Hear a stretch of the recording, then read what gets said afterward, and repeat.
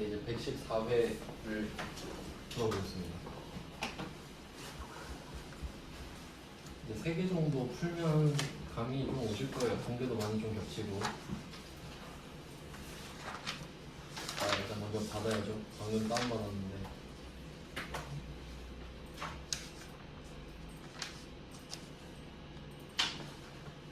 이번에도 수험 번호는 똑같고요.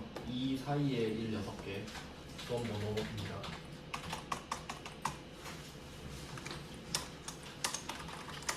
그 다음에 감독관 번호는 8385예요.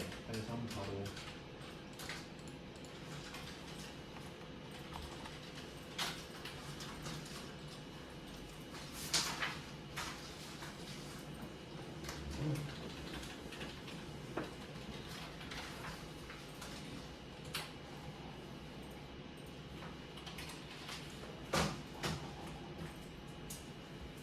이번 회차는 조금 어렵고 설명할 게 있어서 말씀드리고 바로 저는 입력을 하겠습니다.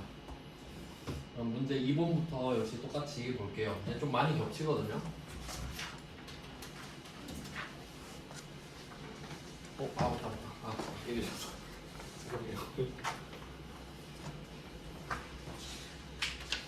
문제 2번에 1번부터 한번 보겠습니다. 회차가 아니에요? 114회?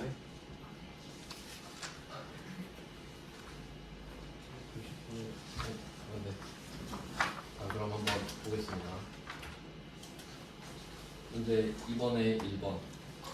이제 좀 바로 답 생각하실 수 있을 것 같은데 확정 기여형이죠? 확정 기여형이니까 퇴직급여 아닙니까? 8번 퇴직급여. 얘는 지금 3회 연속 나오고 있어요. 그리고 보통예금으로 줬다. 이제 3개 정도 푸니까 조금 낫네요. 확실히 수월하네요.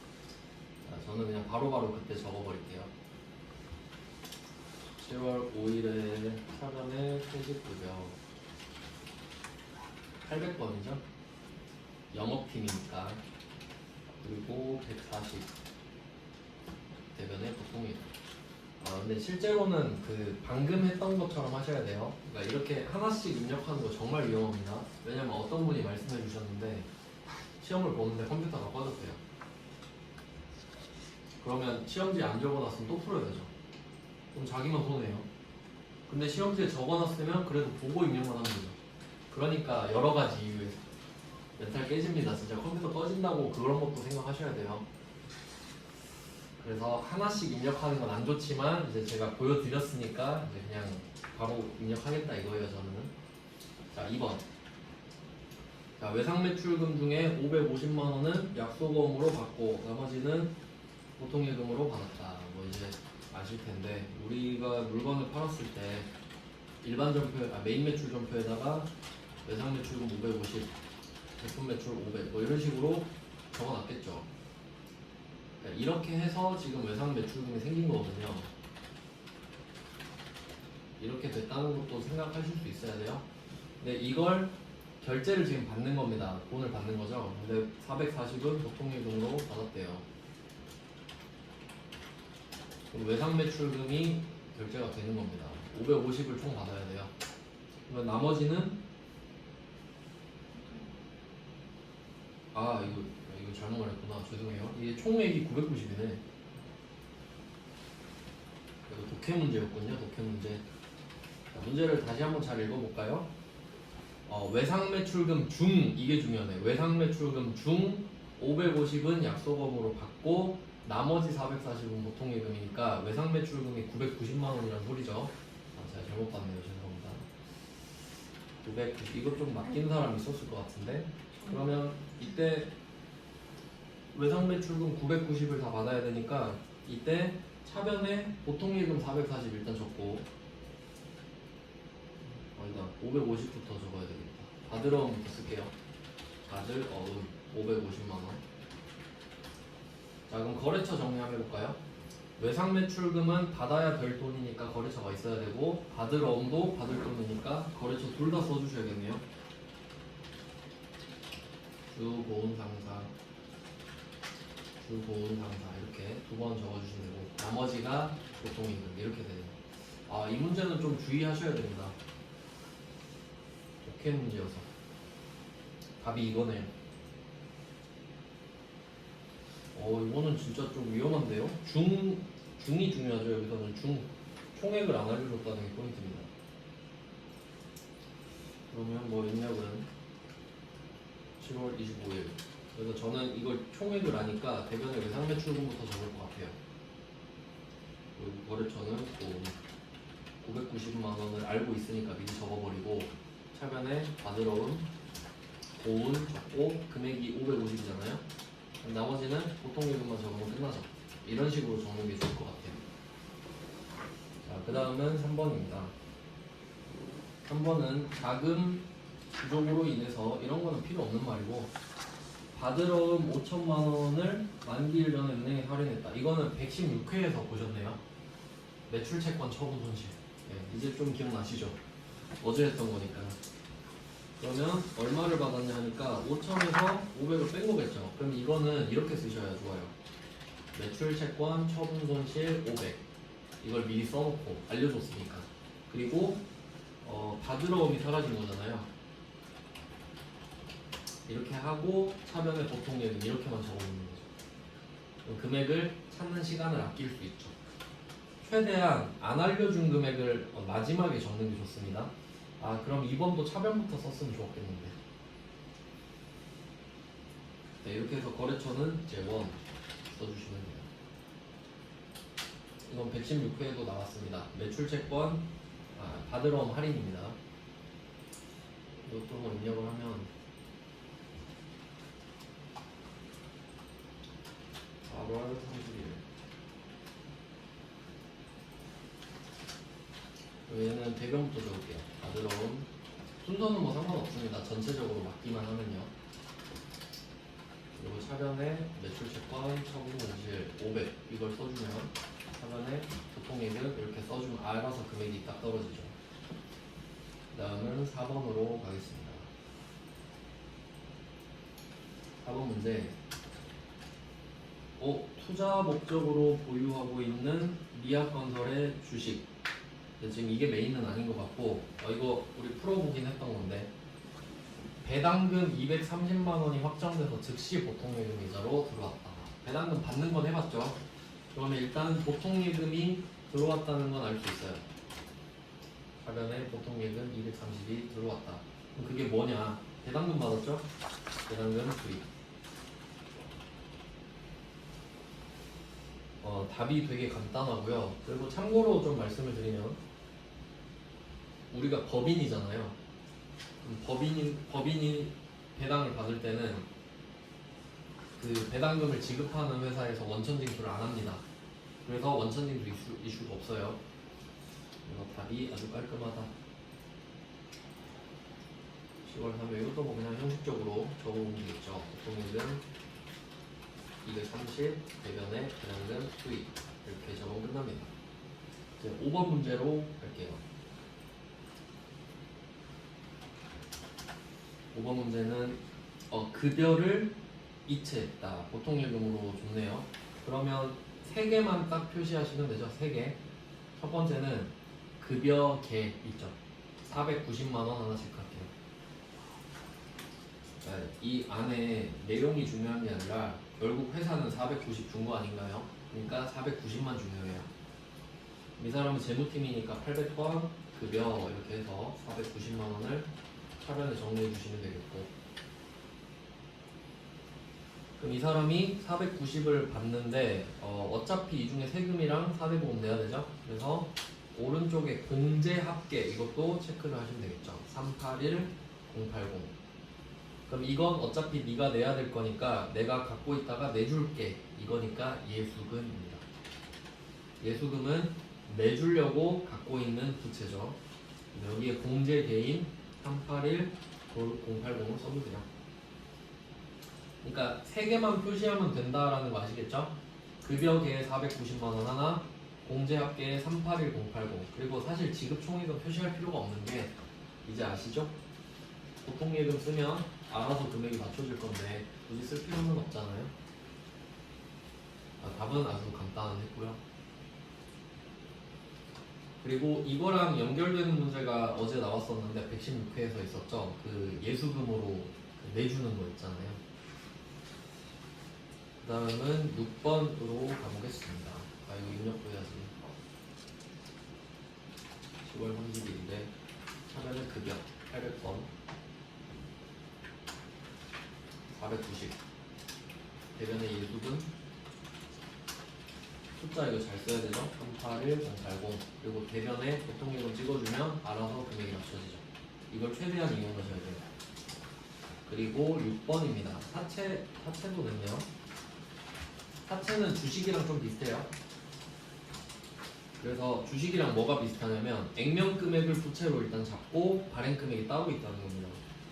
그러면 845만원이 당좌예금으로 들어왔어요. 당좌예금 차변에 845만원 이게 발행 금액입니다. 발행하고 받은 돈. 그리고 갚아야 될 액면 금액은 800이죠. 사채 800만원. 이게 그 아까 풀었던 주식 발행이랑 좀 비슷해요. 액면가액 쓰시고 발행가액 쓰시고. 자 그러면 대변의 금액이 B잖아요. 45만원. 이거 그냥 생각해보면 돼요. 내가 800만원을 갚아야 됩니다. 사채라는 부채가 있으니까. 근데 845만원을 받았어요. 더 받았죠. 그래서 얘는 사채 할증 발행 자금입니다. 더 받았습니다. 덜 받으면 할인, 더 받으면 할증. 엄청 어렵게 내진 않습니다. 이렇게 하고 네, 그럼 이번 문제가 끝난 거예요. 대변의 사채 800 사변의 당좌액은 845만원 자연스럽게 대변이 사채 할증 발행차입니다. 할증 더 받았으니까 할증. 네 이렇게 하고 이제 메인 매출점표로 가보겠습니다. 3번이죠. 이제 3번은 1번 직수출 나왔네요. 직수출 이건 매출 유형 중에 수출입니다. 수출 대금 5,000달러는 차후에 받기로 했다. 그러면 5,000달러어치를 판 건데 전부 다 외상이라는 소리고요. 오늘이 7월 20일이니까 7월 20일 환율로 쓰시면 됩니다. 그래서 5,000달러 곱하기 1,200 이게 답이 되는 거죠. 5,000달러 곱하기 1,200 600만원이네요. 600만원이라고 쓰시면 됩니다. 외상 매출금 600 이렇게 써놓을게요. 이건 금액을 꼭 구해 놓으셔야 입력할 때 편하겠죠. 그럼 바로 입력하는 거 보여드리겠습니다.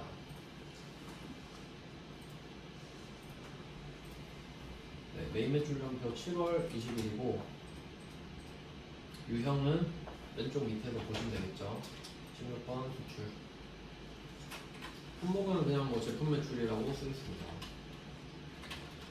그리고 금액은 600이죠. 거래처는 뭐 NDBB인가? NDBB요. 그리고 아까처럼 영세율 부분이 또 나왔습니다. 영세율 부분은 아까 말씀드렸죠? 수출은 1번입니다. 1번을 찍어주시면 돼요. 수출 신고 번호는 없고요. 원래는 있겠지만 문제에서 안 주는 겁니다. 그러면 공개는 2번 외상으로 끝내면 되겠죠. 외상하면 저절로 외상 매출금 뜨고 끝납니다. 그래서 외상 매출금만 적어놨던 거죠. 이제 2번으로 가볼게요. 2번 문제 유형부터 한번 찾아보죠. 전자 계산서 발급했다. 끝났습니다. 면세입니다. 매출 면세. 계산서를 발급했잖아요. 그럼 내가 물건을 판 거고 계산서니까 면세고. 토지 팔았네요. 토지가 면세라는 건 좀 알고 계시면 편하겠네요. 왜냐면 지금은 계산서를 발급했지만 뭐 흔하진 않지만 우리가 뭐 카드 점표나 현금 영수증을 줄 수도 있는 거니까 그러면 카면이랑 현면으로 바뀌어버리거든요. 그러면 오답률이 좀 늘죠. 지금은 계산서니까 거의 안 틀렸을 것 같아요. 그러면 얘는 조금 복잡해지네요. 유형자산 처분이니까. 그러면 분계 얘는 일반 점표 같은 문제를 냈네. 그럼 지금 토지 취득원가 6,200 이게 장부금액입니다. 6,200에 샀던 거니까 이걸 6,500에 팔거든요. 그러면 분계는 이렇게 되겠죠. 6,500 부가세는 다행히 없어요. 3,000은 보통 예금으로 받습니다. 보통 예금 3,000. 이거 연습 문제에서 풀어봤네요. 대변에는 토지가 6,200짜리가 빠져나갑니다. 내가 갖고 있던 토지는 6,200이죠. 6,200 주고 샀으니까 이걸 주는데 총 6,500을 받는 거예요. 근데 그 중에 보통 예금이 3,000이고 나머지가 다음 달. 그럼 이제 토지에 대해서 외상을 한 거죠. 미수금이에요. 외상 매출금 쓰시면 안 되는 거예요. 제품 매출이 아니잖아요. 그래서 3,500 세팅하고요. 그러면 우리가 6,200에 산 걸 6,500에 팔기 때문에 300만 원 이득 받죠. 그래서 얘는 처분 이익이 돼요. 유형자산 처분인데 그래도 부가세가 있는 것보다는 조금 덜 어렵죠. 이렇게 일반정표스러운 문제가 하나 나왔네요. 이것도 입력을 해보면 7월 23일이고요. 매출 면세는 13번.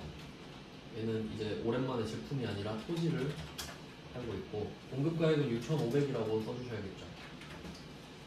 거래처는 돌상 다음에 전자계산서고 1번. 공개는 혼합밖에 안 되겠죠. 그래서 뭐 하던 대로 옆에 써진 거 보고 베껴 쓰는 겁니다. 제품 매출을 토지로 바꾸고 대변은 6,200으로 바꾸셔야 되고요. 차변은 보통예금 3,000 하고 차변은 미수금 3,500 이렇게 바꿔주시고 대변에 유형자산 처분이익이니까 300 저절로 들어가죠. 네, 이렇게 해서 2번은 조금 그래도 번거로운 문제였습니다. 그 다음에 3번 영업팀에서 회사 제품을 홍보하기 위해서 홍보용 수첩을 제작했습니다. 그럼 여기서는 수첩이 중요한 게 아니라 홍보 목적으로 돈을 썼다는 게 중요하거든요. 광고 선전비입니다. 광고 선전비. 배정 과목은 그렇고요. 유형을 생각해 보면 카드로 결제를 했고, 그럼 이거는 부가세 뭐 세액공제 받을 수 있는 거거든요. 부가세 있고 밑에 그림 보시면 부가가치세 붙어 있죠. 얘는 매입 카부하라고 쓸게요. 카드 전표를 받았는데 세액공제를 받을 수 있으니까. 그리고 배정 과목은 광고 선전비 800번입니다. 광고 선전비는 800번밖에 없어요. 그래서 이렇게 써놓고 미지급금 300카드 이 정도만 적어놓을게요. 금액이 중요한 문제는 아니니까. 그리고 입력해야죠. 그럼 여기 이 정도까지 입력을 적어놓고 입력을 할 때 뭐 매입 커버니까 오른쪽 밑에 보시면 되겠죠. 57번이고 광고 선전비 미리 적어놓죠. 공급가액은 카과 현과 건별은 부가세를 같이 적어주시면 돼요. 틀려도 다시 적으시면 됩니다. 440을 적으면 알아서 나눠지고요. 거래처는 광고닷컴이고 신용카드사는 현대카드가 되겠습니다. 분배는 4번으로 하시면 되겠죠. 4번으로 해놓고 원재료만 광고 선전비 800번 하나밖에 없죠. 500번은 없습니다. 그리고 4번 문제로 갈게요.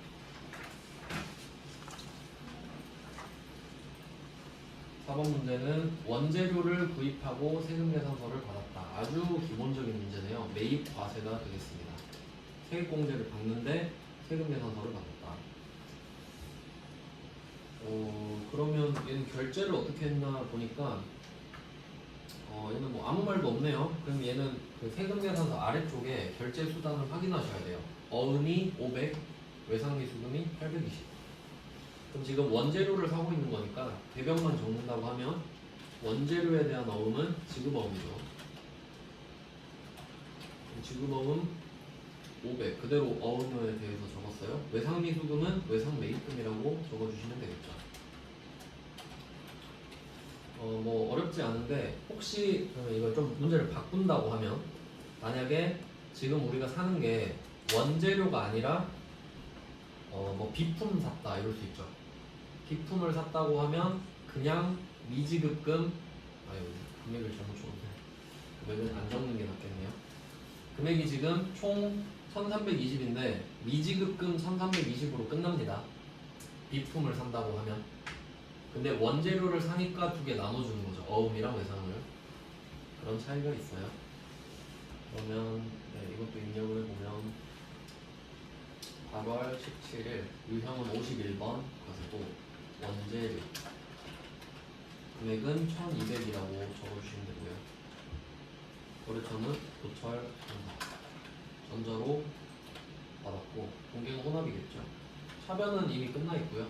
대변은 지급 어음 500 그리고 나머지는 외상 매입금 끝입니다. 그리고 5번 문제네요.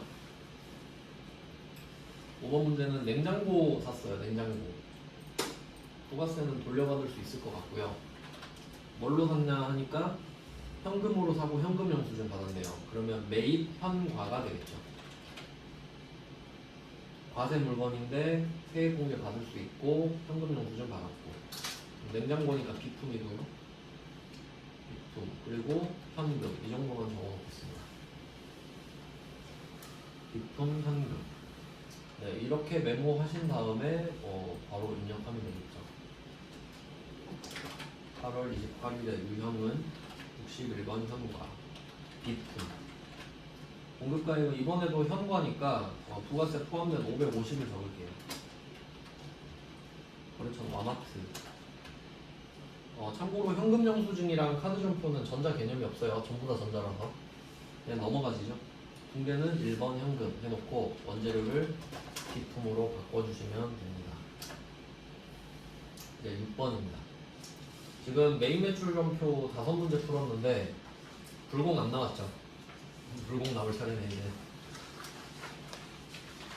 불공이 꼭 나와요. 한 문제 내야 되거든요. 불공은 약간 불문율이지. 6번을 한번 보시면 이것도 연습 문제로 풀었던 문제입니다. 대표이사 김영순의 호텔 결혼식장 대관료. 그럼 이건 과세 서비스일 텐데 전자세금 계산서를 받았거든요. 그러면 회사 입장에서 세금 계산서를 받긴 했는데 대표 돈이잖아요 결국. 그래서 얘는 사업과 무관하기 때문에 세액공제를 받을 수가 없네요. 아까도 말씀드렸지만 세금 계산서를 수취했는데 이게 매입세 불공제 사유다. 그러면 54번 불공이 성립하는 겁니다. 그 외에는 불공이 될 수가 없어요. 그래서 54 불공이 역시 나왔고요. 그러면 개정 과목이 뭐냐라고 하면 대표한테 그냥 돈 빌려준 거거든요. 여기서는 개정 과목을 말을 안 해주네? 근데 보통 이럴 땐 가지급금 씁니다. 가지급금, 대표이사 김영순 이런 식으로. 저는 이렇게만 써놓을게요. 가지급금, 김영순, 보통예금. 그러니까 대표가 쓸 돈을 회사가 내줬으니까 이 돈은 결국 대표한테 다시 돌려받아야 된다 이런 개념이거든요. 그래서 가지급금으로 처리를 해놓습니다. 자, 이 정도 메모 후에 입력을 한다고 하면 11월 8일 네, 유형은 54번 불공 가지급금 이렇게 써놓고요. 가지급금 대표이사로 바꿀 겁니다. 그 다음에 금액은 2,500. 또 여기서 주의하실 건 뭐냐면 이 거래처 있잖아요. 거래처는 세금 계산서를 준 곳입니다.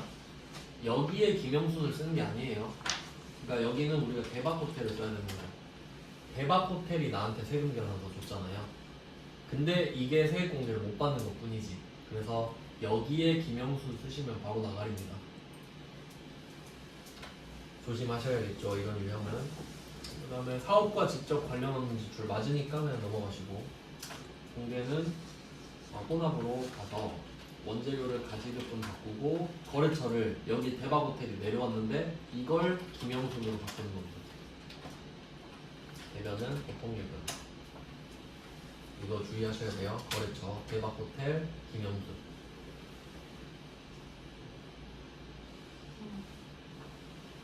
네, 그러면 메인 매출점표도 다 받고 이제 4번 문제 해볼까요? 4번 문제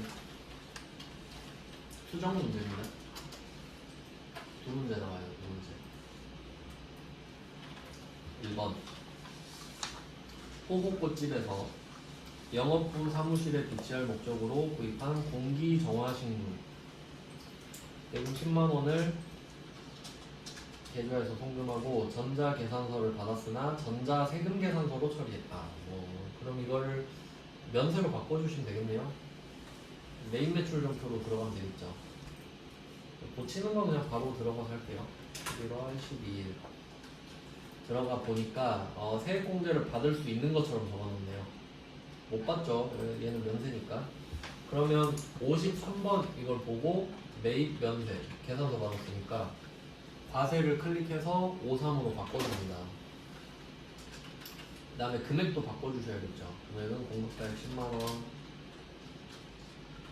거래처는 똑같으니까 넘어가고 전자도 받았습니다. 분계, 네, 얘는 보통예금으로 했다고 말을 해줬으니까 혼합으로 가셔서, 네, 원재료는 소모품비라고 써놨네요. 영업부 소모품비 800번. 이렇게 애매하면 말을 해줘버립니다. 그리고 대변은 보통예금. 네, 4번에 1번은 좀 간단한 편이었습니다.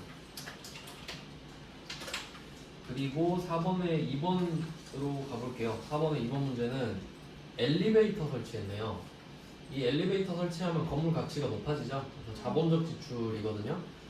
근데 얘를 비용으로 처리했대요. 딱 봐도 잘못됐죠. 그러면 얘는 부가세 포함이니까 메인 매출 점표에서 한번 들어가 보면 되고, 아니면 일반 점표로 가면 되겠죠. 자, 이렇게 12월 12일을 딱 검색을 하니까 이렇게 과세로 찍혀 있단 말이죠. 근데 이 위에 유형은 잘 돼 있는데 분계가 잘못돼 있죠. 분계 혼합 이거 클릭하시면, 네, 수선비로 잘못해놨네. 이 분계를 클릭하면 분계가 보이니까 여기서 820 이거를 클릭을 하셔서 F2번 누르고, 자본적 지출이면 건물 가격이 높아진 거죠. 건물 써서 202번으로 잡아주시면 끝입니다. 이것도 좀 간단하네요, 이 문제도. 수익적 지출, 자본적 지출, 비용을 자산으로 바꿨습니다. 참고로 이거 수익적 지출 나온 김에 좀 말씀을 드리면, 아까 수익적 지출이랑 좀 말씀드렸잖아요. 수익적 지출은 비용 처리하는 거고, 자본적 지출은 자산 처리하는 겁니다. 아까 뭐 자세한 내용을 설명드렸으니까, 이 수익적 지출 같은 경우는 계정 과목이 딱 두 개 있거든요. 첫 번째가 차량 유지비, 그리고 두 번째가 수선비예요. 이건 좀 알고 계시면 좋겠습니다. 수익적 지출에 해당한다고 하면 먼저 보셔야 될 게 차량 아니냐거든요. 근데 방금 건물이었죠. 건물은 차가 아니잖아요. 그래서 수선비로 돼 있었던 거예요. 근데 혹시 그게 차였으면 차량 유지비라고 써 있었을 거라는 거죠. 그리고 자본적 지출은 해당 계정 과목을 쓰시면 되니까 그때그때 다르죠. 건물일 수도 있고 차일 수도 있고 뭐 기계일 수도 있고. 그 다음은 문제 5번 가보겠습니다. 결산이네요. 좀 자동결산 문제가 나왔으면 좋겠는데, 얘는 일반점표 12월 31일에 쓰는 겁니다. 일반점표 12월 31일. 그러면 원래 결산에서는요, 뭘 먼저 하셔야 되냐면 자동이 뭐고 수동이 뭔지를 찾으셔야 돼요.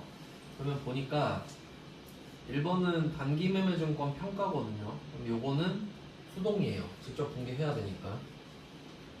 그 다음에 2번, 이거는 외화환산이네요. 이것도 수동 분계죠. 직접 하셔야 되고. 3번은 법인세 정리인데 드디어 자동이 나오네요. 3번 만에 자동이 나왔습니다. 그럼 일단 수동 먼저 풀고요. 문제 5번에 1번, 단기 시세 차익을 목적으로 눈사람의 주식, 여기서 시장성도 말을 했네요. 단기 매매 증권이고요.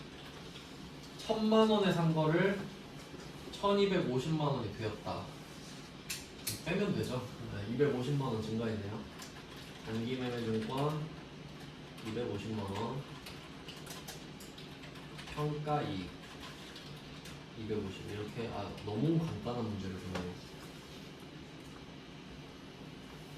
네, 바로 입력하겠습니다. 일반 점표 12월 31일이고 차변에 단기 매매 증권 250만원 증가. 대변은 평가 2, 장기매매증권 평가 2 이렇게 잡아주시면 되고요. 그 다음에 2번, 이건 좀 비슷하죠? 장기매매증권이랑 외화 환산은 비슷한 내용이죠. 자, 2번도 풀어볼게요. 자, 외화는 조금 더 복잡한 게 자산인지 부채인지 찾으셔야 됩니다. 그럼 장기 대여금은 자산이에요. 빌려줬으니까 받을 돈이거든요. 근데 2,000달러라고 돼 있는데 장부 금액이 210만 원이죠. 근데 일단 210이라고 돼 있는데 오늘 환율이 1,120원이잖아요. 그러면 오늘 2,000달러 곱하기 1,120원 하면 224만 원의 가치가 된 겁니다. 오늘. 근데 우리는 210만 원이라고 써놓은 거죠. 그러면 장기 대여금이 224만 원 빼기 210만 원.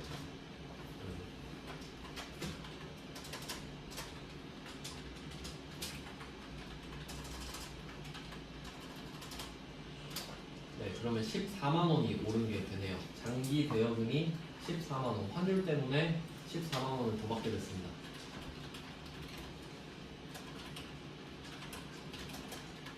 네, 내용은 외화를 환산했더니 외화 환산은 평가랑 같은 말이에요. 환산이랑 평가. 외화 환산 이익 이렇게 되어 있죠. 그리고 장기 대여금은 누구한테 받아야 될지 써야 되니까 거래처를 꼭 써주셔야 됩니다. 비슷한데 조금 다른 문제를 같이 냈네요. 네, 입력은 역시 12월 31일이고요. 차변에 장기 대여금 쓰고 거래처를 바로 14만원 대변의 외화 환산 이익입니다. 그러니까 평가를 할 때는 외화 환산이고 거래가 끝나면 외환입니다. 이름이 비슷해서 헷갈려요. 자, 그러면 1번, 2번으로 수동이 끝났거든요. 이제 자동결산 가볼게요. 드디어 자동이 나왔다. 자, 자동결산은 오른쪽 위에 보시면 메인 화면에서 오른쪽 위에 보시면 결산 자료 입력 있죠? 이쪽으로 들어갈게요. 한 문제밖에 없긴 하지만. 자, 결산 자료 입력을 들어가시면 가장 먼저 하셔야 될 게 엔터 2번 치기죠. 결산 자료 입력하면 엔터 2번 바로 딱 칩니다. 자, 그리고 지금 나온 문제가 법인세잖아요. 법인세는 마지막에 내는 거기 때문에 스크롤을 아래로 그냥 쫙 당기면 법인세가 나옵니다. 맨 밑에 보셨죠? 그럼 여기에 법인세 등을 채우면 되는데 제가 뭐 저번에도 말씀드렸지만 선납세금은 왼쪽에 적혀 있어요. 그래서 무조건 얘를 보고 적는 게 정답이에요. 선납세금 700 적으시면 되겠죠. 왜냐면 얘가 지금 기록을 해주는 거니까. 그러면 이제 생각을 해보세요. 우리가 1년 동안 총 1,500만 원 내야 되거든요. 근데 700은 이미 낸 거예요. 그럼 얼마를 더 내야 1,500을 내겠는가? 그럼 이건 그냥 계산기 꺼내서 1,500 빼기 700 하면 800이죠? 추가 계산액이 800이에요. 그러니까 700은 이미 냈으니까 얼마를 더 내야 1,500이 되냐 이거거든요. 추가 계산액에 800 하시면 1,500이 되어 있죠. 근데 법인세 등은 초록색 칸이 아니기 때문에 입력을 못 하거든요. 그래서 이렇게 산수로 구해주시면 되겠습니다. 자, 그러면 한 문제 끝났죠? 더 할 게 없잖아요. 그러면 이 결산 자료 입력에서 문제를 다 푸셨으면 왼쪽 위로 가셔서 전표 추가를 꼭 눌러주셔야 돼요. 이거 안 하면 분기 안 한 겁니다. 그러니까 한 문제든 두 문제든 세 문제든 다 여기에 기록을 하신 다음에 마지막에 전표 추가를 꼭 눌러주세요. 예, 하시면 이게 저절로 일반 전표 12월 31일에 이렇게 들어가는 겁니다. 잘 들어가 있죠? 그리고 참고로 우리가 116회랑 115회도 풀었는데 그 두 회차는 자동결산 문제가 없었죠. 다 붕괴 찍었잖아요. 그러면 굳이 여기 가서 전표 추가를 누를 필요는 없습니다. 그냥 자동결산이 하나라도 있으면 하는 거예요. 왜냐면 우리는 그 절차를 물어보는 게 아니라 한 문제 한 문제 답을 물어보는 거기 때문에 그렇습니다. 자, 이제 6번 가시면 되겠네요. 이제 좀 감이 오시지 않나요?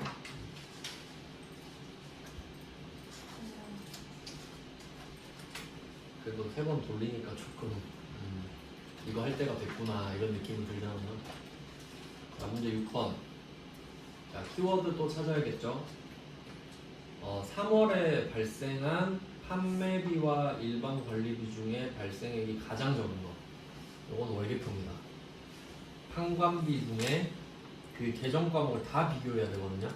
네, 월계표 같은 경우는 판관비, 뭐 제조원가 이런 거 볼 수 있었잖아요. 그래서 얘는 판매 관리비 중에 뭐 계정 과목이니까 키워드 적기가 좀 애매하네. 월계표라고 적어놓을게요. 월계표는 가서 그림을 보시는 게 제일 확실해요. 월계표는 오른쪽 위쪽에 있죠? 월계표. 월계표로 바꾸시고 그냥 쓰셔도 되는데 월계표 쓰는 게 더 편하니까 3월에 발생했으니까 3월 쓰시면 되겠죠. 3. 자, 그리고 쭉 내려가다 보면은 판관비가 있잖아요. 판관비. 여기서 이제 서칭을 한번 해보자. 이 중에 발생액이 가장 적은 거 찾아보겠습니다. 이건 집중력을 요하는 문제네. 찾으셨나요? 기업 업무 추진비 제가 찾기로 그런데 맞죠? 5만원 기업 업무 추진비. 그러면 두 개를 적어주시면 돼요. 기업 업무 추진비 5만. 얘는 판관비 밑에 있는 계정 과목을 한 번에 다 볼 수 있기 때문에 이쪽으로 들어오는 게 맞다는 겁니다. 월계표 그림을 생각하셔야 돼요. 그래서 뭐 이거 다 써놓으면 기업 업무 추진비 5만원 이렇게 써놓고 2번입니다. 자, 2번 문제는 첫 번째 힌트는 월말입니다. 월말. 그리고 미수금, 미지급금 이거 전부 다 그 자산부채 자본 재무상태표 계정이죠. 얘는 재무상태표예요. 자산부채 자본을 물어보고 월말 이렇게 나오면, 그리고 재무상태표는 전기말이랑 비교도 가능했어요. 지금 나오진 않았지만. 그럼 재무상태표 한번 들어가 보죠. 오른쪽 위에 있습니다. 오른쪽 위에 재무상태표 가셔서 2월 말이면 2월 쓰시면 되겠죠. 자, 그러면 이게 왼쪽이 단기고 오른쪽이 전기거든요. 그럼 지금 이 문제에서 전기를 볼 필요는 없죠. 여기서 왼쪽만 보시면 됩니다. 왼쪽에서 미수금 일단 찾고요. 미수금 2253만원 이거 하나 찾았고, 미지급금은 더 내려가야겠죠. 이거 빼는 게 좀 번거로운 것 같아요. 근데 어차피 계산기를 따로 밑에 두고 쓰실 거니까 어렵진 않네요. 자, 그럼 빼볼게요. 2253만원 보고 쓰시는 게 당연히 좋죠. 1680만원을 뺄게요. 573만원이라고 써주시면 되겠네요. 573만원 573만원 빼서 구했습니다. 그 다음에 3번 문제는 부가가치세 신고서 나왔군요. 부가가치세 신고서입니다. 이건 뭐 그냥 금액 물어봐서 그래요. 부가가치세 신고서 금액을 물어봐서. 아까는 그 매수랑 거래처를 물어봐서 합계표였는데,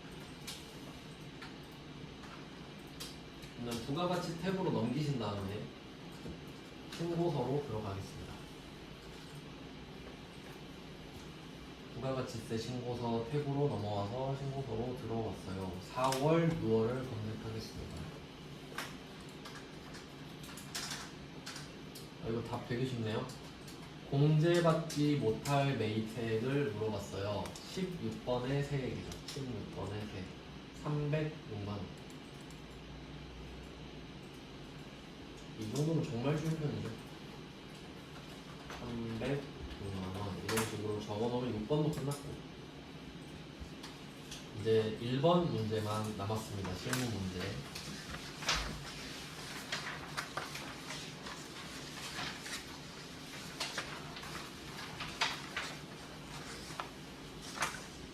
(114회) 1번 문제 볼게요. 1번에 1번 거래처 등록으로 가라고 합니다. 지금 세 번째 나오고 있습니다. 거래처 등록. 근데 얘는 사업자 등록증을 보내주네요. 실제로 이렇긴 해요. 이렇게 보내줘야 정확하니까. 자 그러면 거래처 등록으로 가셔서 똑같이 하던 대로 하시면 돼요. 500번 쓰시고 장기개발 유형 동시 사업자 등록번호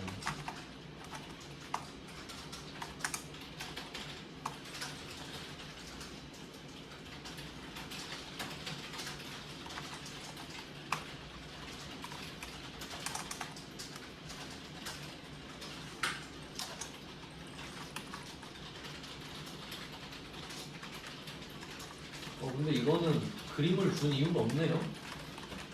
그냥 위에 거 보고 쓰면 되죠. 옛날에는 이게 아래쪽 그림이랑 다른 문제가 있었어요. 고치라고. 근데 그런 거 아닌 것 같아. 똑같죠. 주소도 그냥 적어주시고요.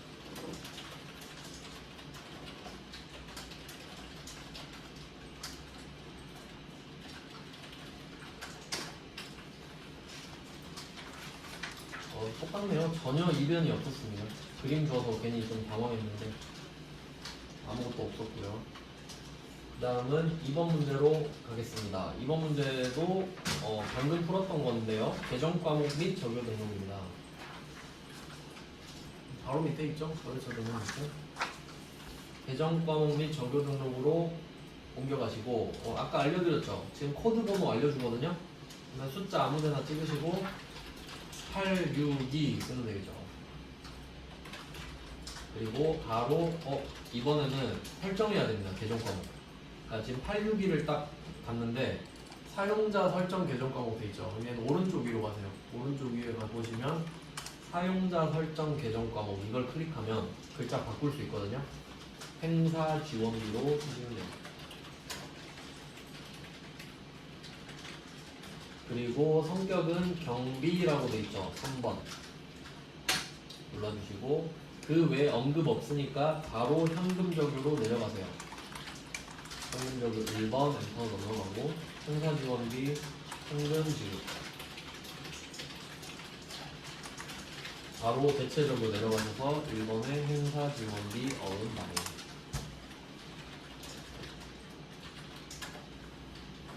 네, 끄시면 되겠고 아주 쉽죠. 근데 이번엔 4점짜리가 좀 어렵네요. 이게 합격률에 좀 많이 영향을 미치거든요. 4점이다 보니까 일부러 좀 어려운 게 있는데 그냥 네, 순서대로 했어요. 이거는 선택하시면 됩니다. 일단 뭐 제가 자료를 드리긴 했는데 참고만 하시면 되고요. 별로 추천하진 않습니다. 자 그러면 얘는 제가 다시 순서를 알려드리면서 시작을 해볼게요. 1번이 원가 이게 전기분 재무제표라는 컨셉이에요. 1번이 전기분 원가 명세서고 2번이 전기분 손익계산서 뭐 앞글자만 따서 적어주셔도 되겠고 전기분 이익능력은 처분계산서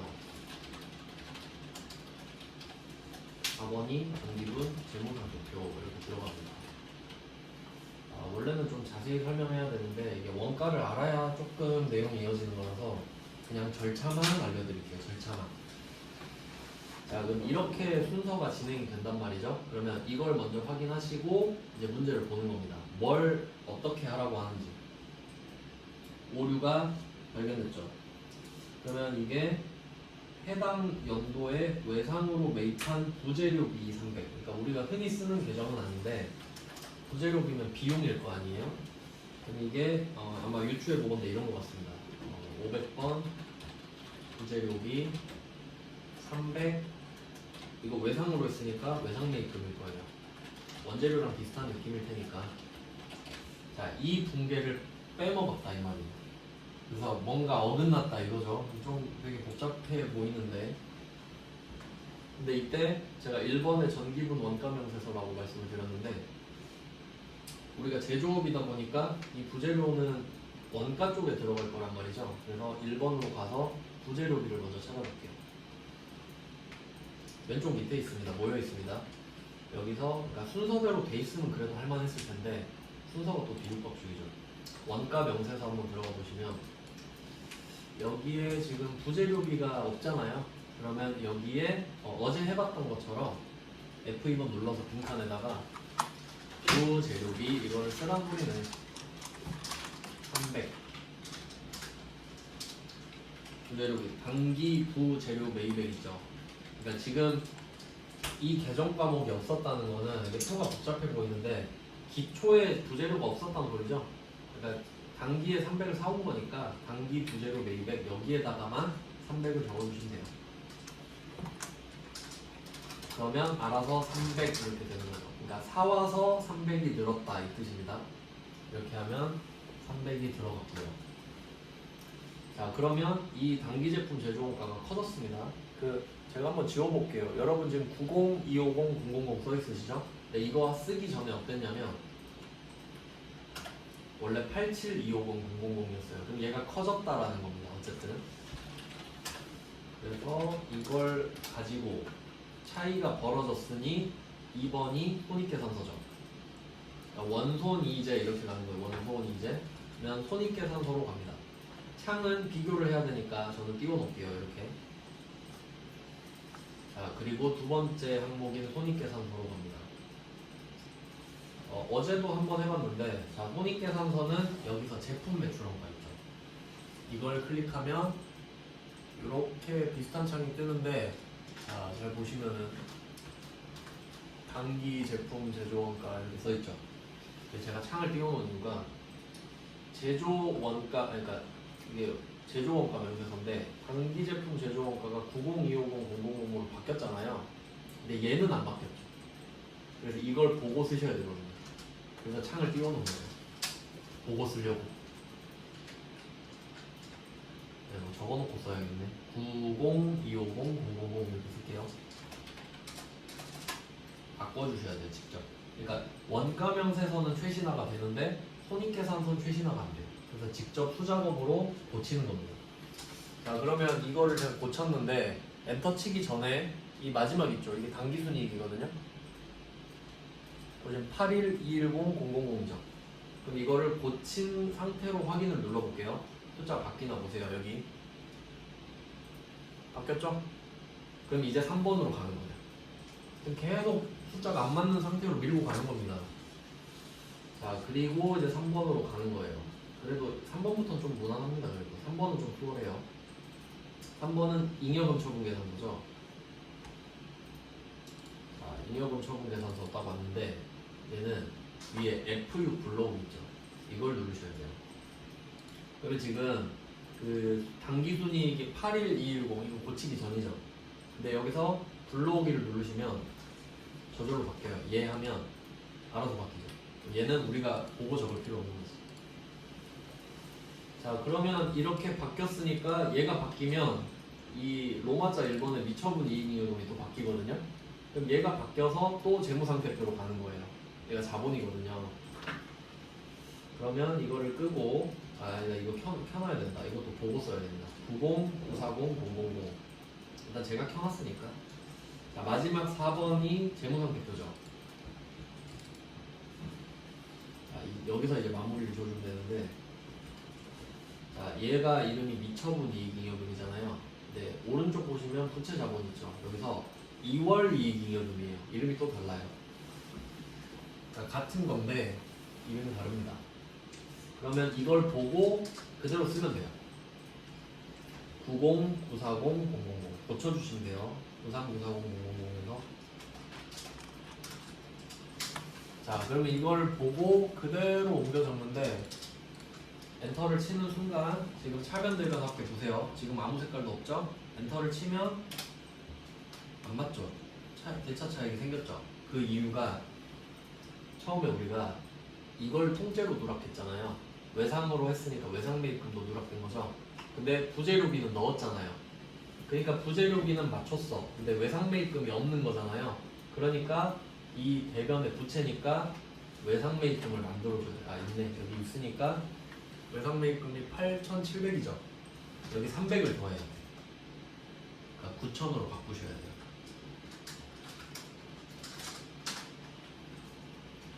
왜 추천 안 하는지 아시겠죠? 사전 버리고 말지 그냥 이 생각 든단 말이죠. 근데 어렵게 나온 게 이 정도예요. 그러니까 여러분은 선택을 내리세요. 난 차라리 이걸 버리고 딴 걸 다 맞히겠어 하시든지, 아니면 그냥 한 5번 연습해보고 시험 전에 5번 연습해보고 가겠어 하든지. 근데 우리 116회 풀어봤을 때 그 기억나세요? 원가 명세서랑 손익계산서 2개만 바꾸면 끝나는 거 있죠. 그 정도만 대비하시면 돼요. 금액이 똑같은 게 반대로 돼 있을 때는 2개로 끝났죠. 네, 그 정도가 제일 가성비가 좋은 것 같고요. 네, 이렇게 해놓고 네, 좀만 쉬다가 이론 빨리 끝내고 빨리 끝낼게요. 오늘은 끝나는 대로 좀만 쉬시고 친구 다 했으니까.